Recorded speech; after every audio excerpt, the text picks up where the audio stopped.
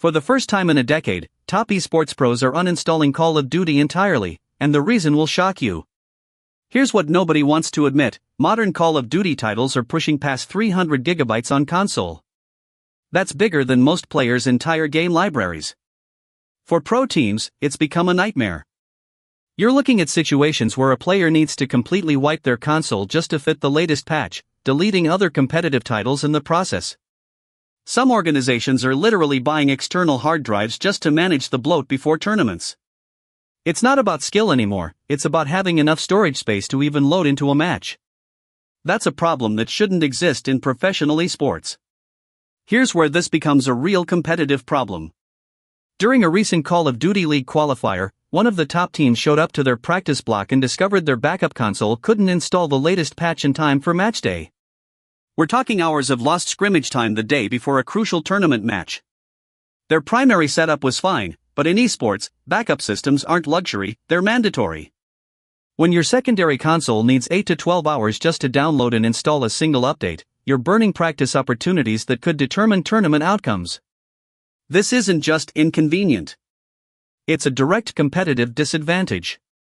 Teams are now forced to pre-stage their hardware days in advance, running installations in hotel rooms or team facilities just to guarantee everything's ready. Some organizations are literally traveling with multiple consoles and external drives, turning equipment setup into a logistical operation. The patch cycle compounds this problem. Call of Duty drops updates constantly, and each one can push another 20 to 50 gigabytes. Pros can't skip patches, tournament builds are locked, and everyone has to match the same version. So you end up in situations where tournament prep stops being about strategy and aim, and starts being about managing storage and installation queues. That's not the competitive integrity anyone signed up for. The ripple effect is hitting esports organizations hard. Teams are now forced to make real budget decisions they never anticipated. Instead of investing in coaching staff or player bonuses, orgs are spending thousands on external SSDs and backup consoles just to keep their rosters match ready. That's money that could have gone elsewhere. We're seeing orgs literally deprioritize other titles in their training regimen. A team that might have wanted to develop depth across multiple competitive games now has to choose: dedicate storage to Call of Duty, or spread thin across titles and risk falling behind. One mid-tier CDL organization told us they had to cut their secondary roster by 2 players this year, not because of performance, but because they couldn't justify the hardware costs to support a deeper bench. That's unprecedented.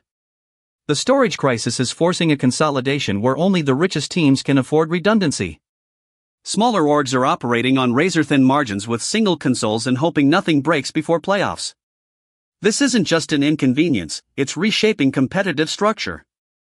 When file size becomes a barrier to entry for roster development and practice depth, Activision isn't just annoying players. They're actively changing how professional Call of Duty teams function at an organizational level. So what's actually causing this bloat, and why hasn't Activision fixed it yet? Industry developers point to 2 main culprits: unoptimized asset files and poor compression algorithms. When you're storing high-resolution textures, audio files, and cinematic cutscenes without aggressive compression, you're looking at massive overhead that doesn't directly improve gameplay. A senior engine programmer from a competing studio told us that modern compression techniques could cut Modern Warfare's footprint by 40 to 50% without sacrificing visual quality. The real issue is that implementing these fixes requires rebuilding core systems, recompressing every asset, testing across multiple platforms, and potentially delaying seasonal content updates. Activision has the technical expertise to do this.